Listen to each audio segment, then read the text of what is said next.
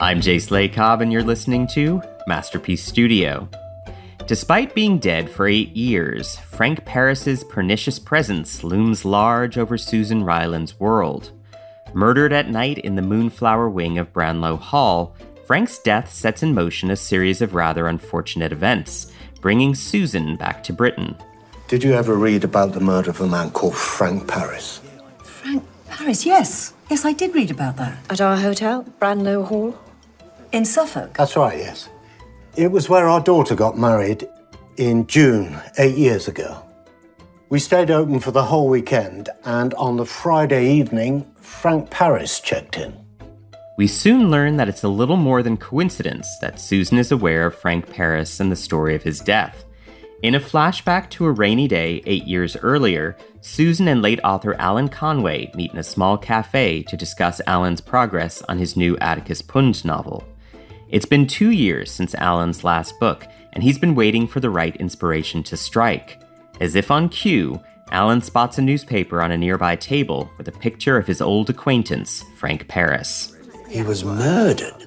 Oh my God, I'm so sorry. Was he a friend of yours? I hardly knew him. Killed in a hotel. A hotel? That would be a good setting for a book. Do you think so?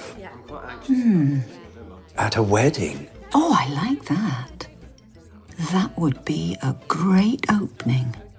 If you're familiar with fictional author Alan Conway's fictional murder mysteries, you'll know that he loves to infuse his books with references, characters, and parallels to his own life. In the story within the story, Atticus Pund Takes the Case, Conway uses Frank Parris as inspiration for a character who is the antithesis of Frank, timid film producer Oscar Berlin. It is the work of almost 3 years, Vincent. I have the script, the director, the contract. I have the costumes. But one thing I do not have, your signature. Why will you not sign the contract when production begins 2 months from now? I've decided not to do it. What? Well, I'm sorry, Oscar. I've changed my mind. Today, we talk with actor Mark Gatiss about playing Moonflower murders Oscar Berlin and Frank Parris, his love of mysteries, and the complexities of being both a writer and an actor.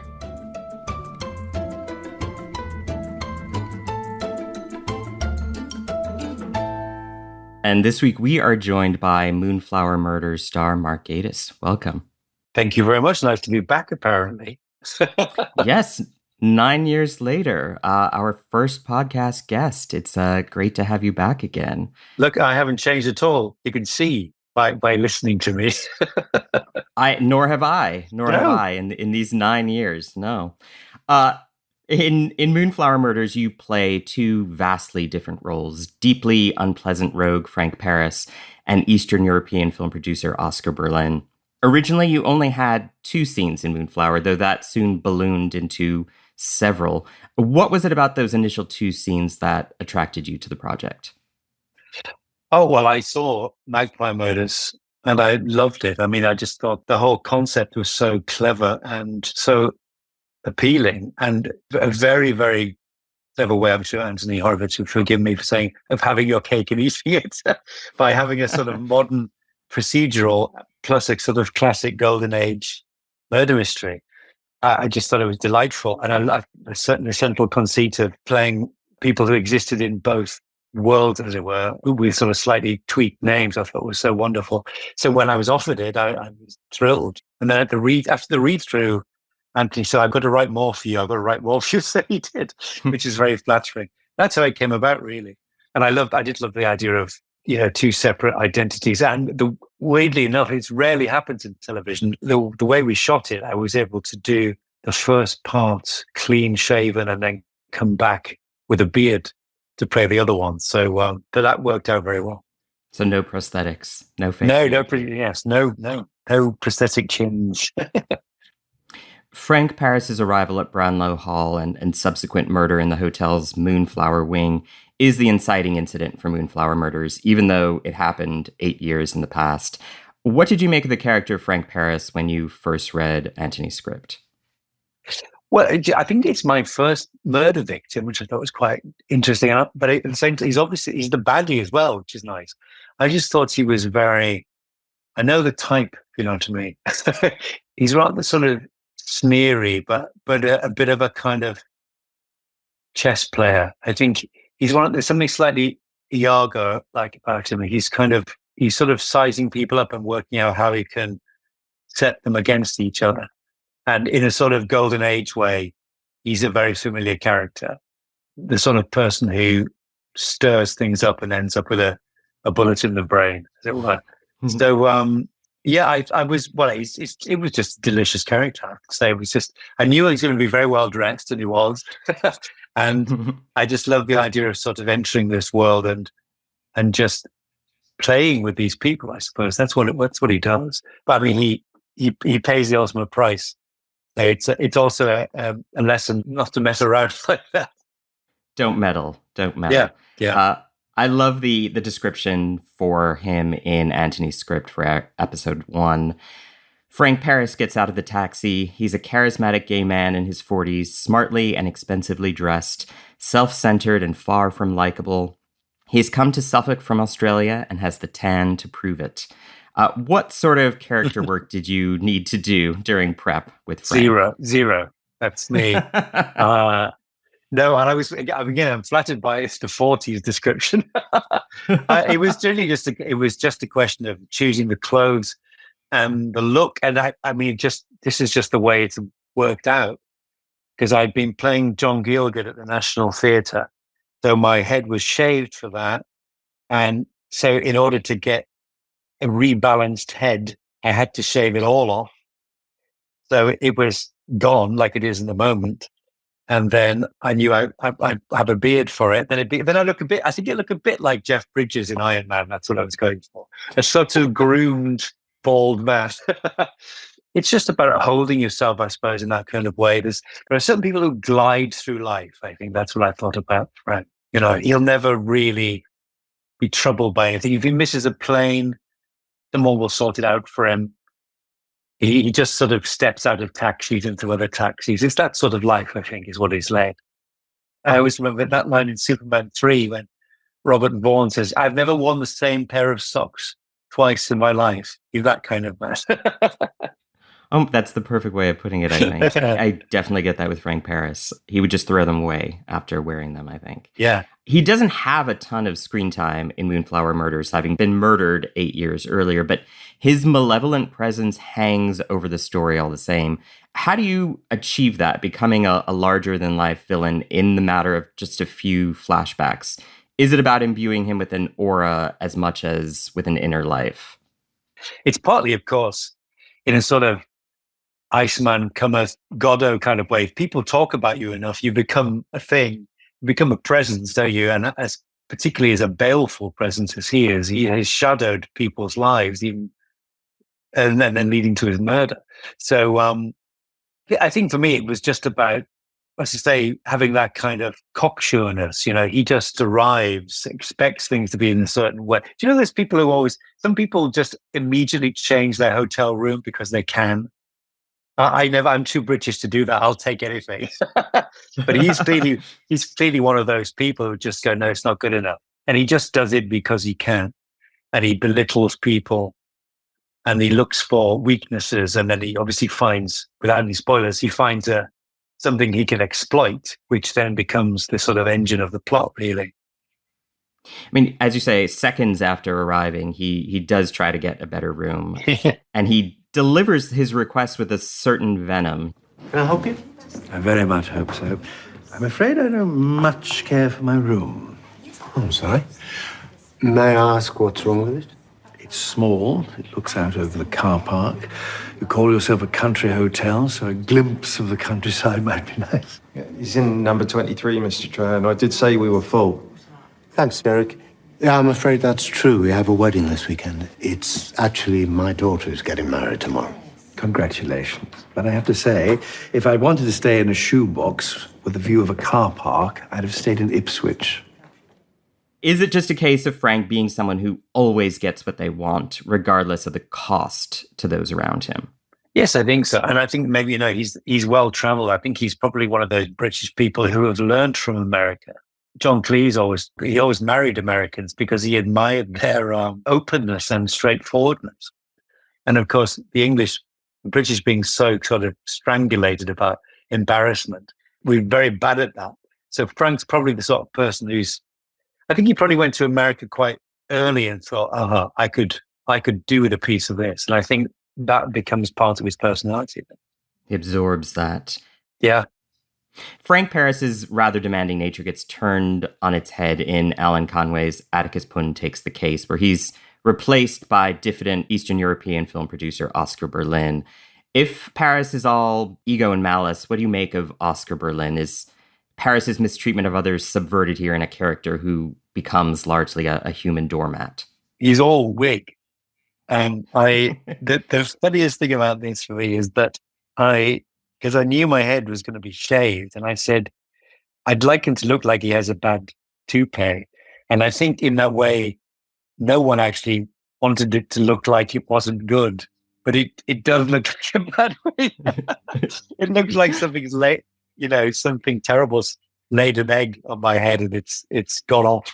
But personality-wise, yes, he's totally different. I mean, he's very, he's very put upon, and he sort of he gambles the house on this film script, which is not going to happen, So, yes, I mean, maybe what Alan Conway was doing was, in a sort of meta way, talking about him as if he's real, but he sort of swaps Frank's personality and makes him the total opposite, really. Whereas you could argue some other characters are sort of versions of their real life counterparts. I suppose he's sort of flipping him, isn't he, as you say? Yeah, I mean, he becomes this sort of sad, just depressive character who's being taken advantage of instead of this sort of manipulator that mistreats others. It's like a little revenge, perhaps. Yes, I mean, yes, sort of. You make them into the person you want them to be. I suppose he's quite gentle because he doesn't exact an actual revenge on him. He just fails professionally, I suppose. He doesn't actually have his head cut off or anything, or his wig cut off. His wig cut off. Oscar's project with Melissa James is in jeopardy. She still hasn't signed her contract to appear in his film, The Queen's Ransom. I've decided not to do it. What?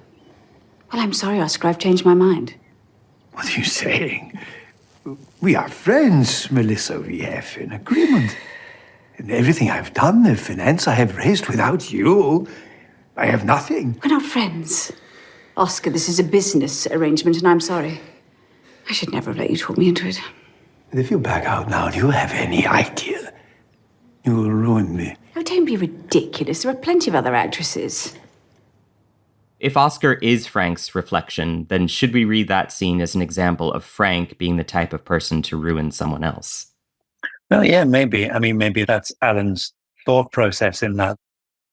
It's like projection, isn't it? He's projecting onto Oscar the sort of thing that Frank would casually do. He would casually let someone down like that, wouldn't he? Yes, he would just agree to something and then say, oh, no, I'm not doing that.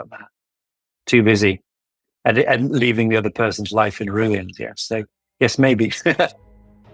Before this next question, a brief word from our sponsors.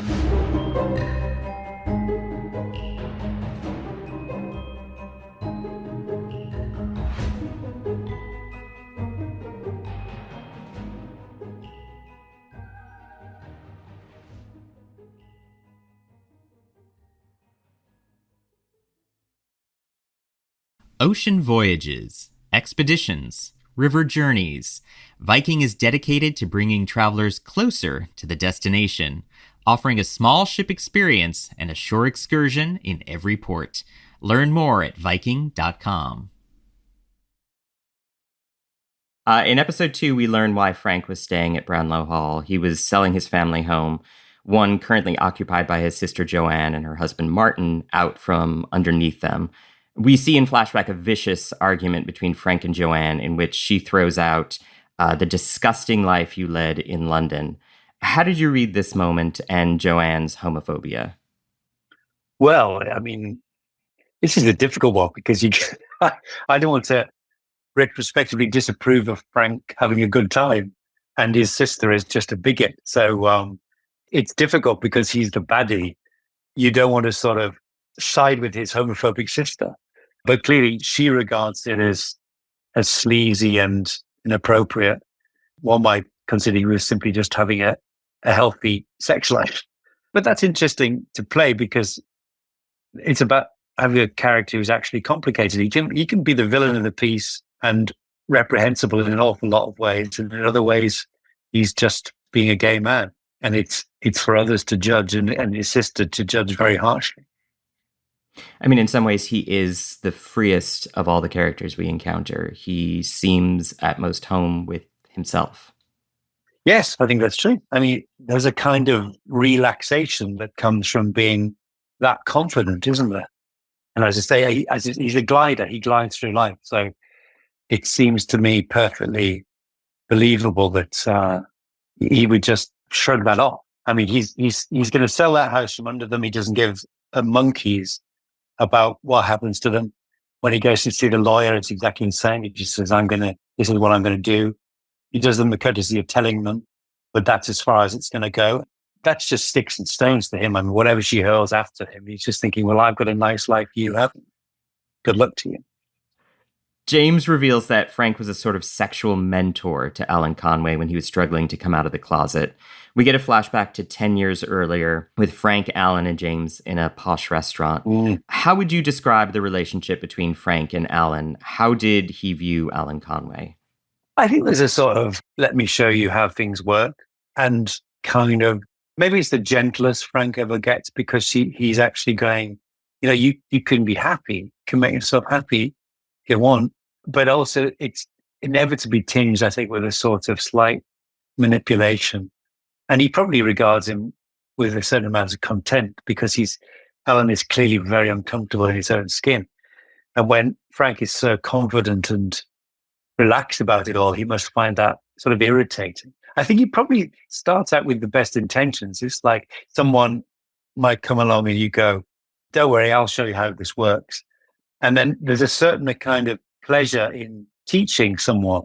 But then very quickly, if they don't come up to speed, they can become irritating because they're not up to speed or because they're not willing to learn. I think there's something about Alan's kind of closetedness that probably irks Frank. So after a while, he probably just treats him the same contempt he does everybody else. I mean, it is interesting because it is the rare moment where we see some glimmer of compassion to Frank Parris as he encourages Alan to be his true self. Alan, you're gay, you like men. Why don't you just admit it? I have a wife and son. And you think they don't suspect that maybe something isn't quite right? What do they think that Daddy's doing in London on his own half the time? Well, it's not just that. I work in a school. Alan, there are hundreds of gay teachers out there. Doesn't make them dangerous or predatory.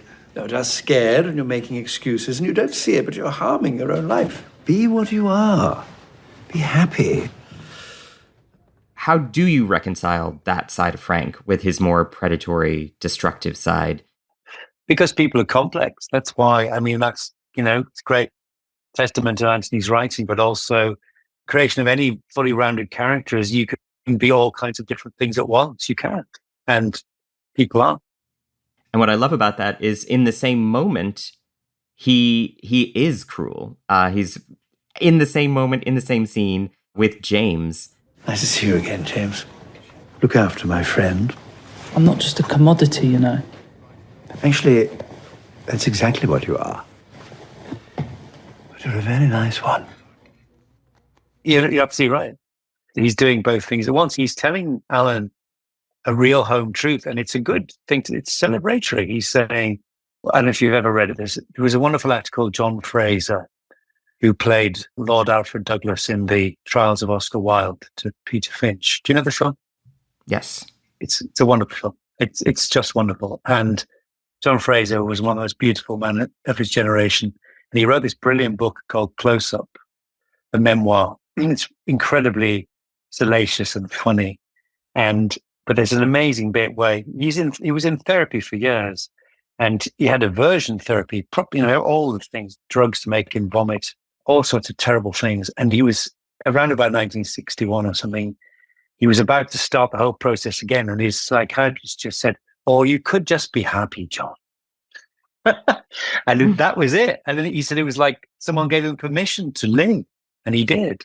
And as I say, Frank is doing that. He's saying, this is good advice. Just be happy with who you are. Love yourself. But you can't help. But then on the way out, as you say, waspishly say to James, well, you are a commodity. You're terribly pretty. I mean, do you find that honesty chilling or refreshing, or both? Both. Because you're allowed to feel both. I mean, you can see why people hate him. But also, going back to that American bluntness, he is saying it how it is. There's a version of that scene where he could say, "I know you think I'm a bastard, but I'll tell you the truth. You could be happy if you want to. There you go. I'll give you some real advice." But of course, he also enjoys playing with people and manipulating them. So as a final grenade over the shoulder, he throws a little barbed comment backwards. We touched on the fact that Frank Parris is the character who I think is the most authentically themselves in Moonflower Murders. He doesn't pretend to be anything he isn't. He lives his life on his own terms and unfortunately dies because of it. Would you say there's more thematic overlap between you and Frank Parris or you and Oscar Berlin? No comment. Oh, no, I'm definitely more on the Oscar side, I think, fortunately. Well, again, talking about the complexities of people, one can have moments of amazing sorts of self-confidence and take a pleasure in that, but mostly everyone's a massive insecurity, aren't they? I think that's how I feel most of the time. I find people like Frank fascinating, but obviously slightly hateful. And sometimes that kind of confidence, it gets you a long way in life, but ultimately it bespeaks of an inner hollowness, I think. Because really, those kind of people they're also terribly ambitious. It means it's never enough. Whatever it is, will never be enough. I remember talking to a very famous friend, an actor friend, he said, "I spent all my life trying to get to the party. When I got there, I found there was nothing there." And there's a lot of that in Frank, I think. As I say, he gets off on the power trip of manipulating people, but all he does is he just pushes people away. Maybe he can't find it within himself to be vulnerable enough to actually let someone in. Oscar Berlin is coded as Jewish. Frank Parris isn't coded as anything. He's an out gay man in the present day. Do you see it as progress within the entertainment industry that Frank would be presented as simply a gay villain rather than some sort of paragon of model behavior? Absolutely. I always used to say true progress is when being gay is the most incidental part of the character. And there's still to this day a terrible burden on any minority character to be everything at once. It's terribly difficult because people want to read so much into it. But then if you have a great panoply of incidentally gay characters, they can be good, bad, indifferent. Gay people should be allowed to be boring on screen, or vicious, or self-loathing, or very funny, or not funny at all, or everything that everyone else is allowed to be. So yes, I think there's great progress in that, and I think weirdly, villainy is a big part of it because he's not a bad gay villain in the sense of maybe something in the 50s or something. He would have been very heavily coded as gay, and that would be seen as part of his problem. In fact, probably the animus of his problem would be that he had an overbearing mother and all those sorts of things that you always see in films of the period. And it would be like, yes, he's evil because he's gay. It's an equation of the two. But that's not the case anymore. I think he's enjoying being who he is. He just happens to be not a very nice person. You are no stranger to Golden Age crime dramas. You've acted in and written several adaptations of Agatha Christie. A 2007 Guardian piece on you ran with the headline, "Agatha Christie with Attitude." Moonflower Murders celebrates and deconstructs Christie-style mysteries. Why do you think audiences are still so rapturous over Christie so many years after her death? Christie's plots are amazing. She had more brilliant ideas than anyone who's ever written a detective novel. And the books are much better than people give them credit for. but they are essentially puzzles, and they're great puzzles. And that's why they survive. They're endlessly rereadable because she's just so clever. She's like a brilliant magician. She was a brilliant magician. And there's a letter in her papers from Graham Greene wrote to her asking to buy plots off her. That's how good she was. He was sitting there staring at the wall like every writer. And he thought, she thinks of 3 plots before breakfast. How does it happen? But she's just endlessly brilliant, I think, and inventive. And that's what people constantly respond to.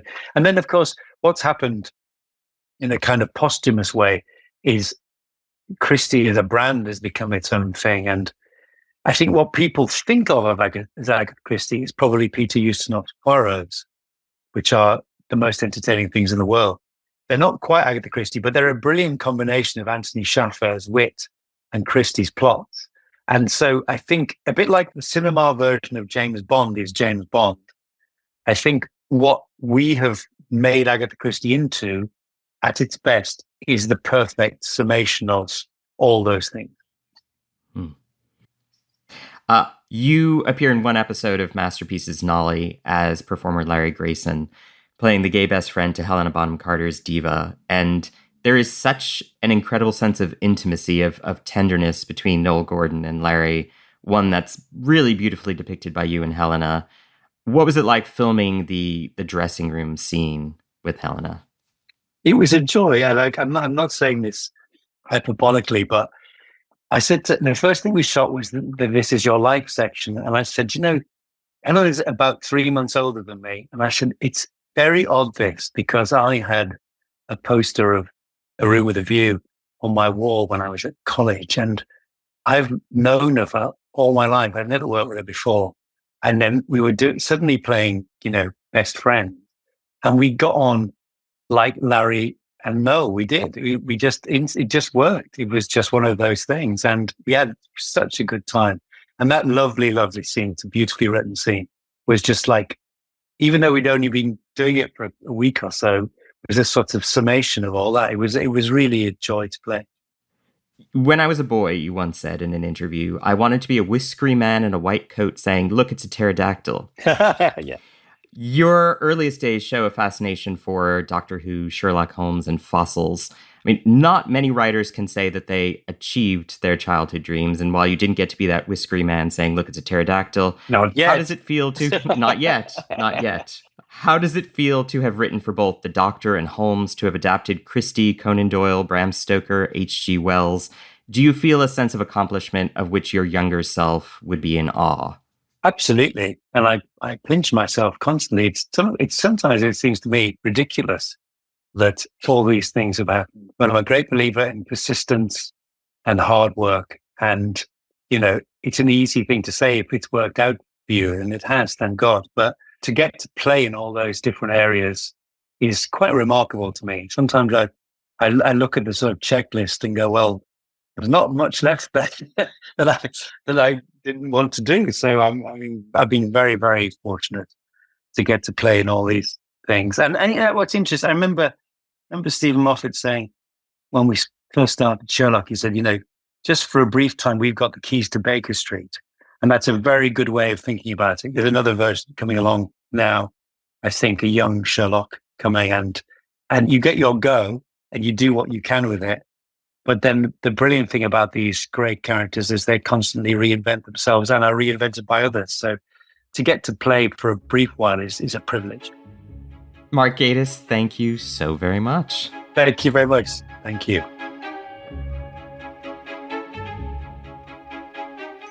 Next time, both Susan Ryland and Atticus Pund get some long-awaited answers as Moonflower Murders comes to a close. But first, more questions. Come on, Mr. Punt. What were you talking about back there? You didn't kill John Spencer, we all know that. Tune in next week as we're joined once again by Moonflower Murders writer and creator Anthony Horowitz to discuss the finale of this Byzantine mystery series.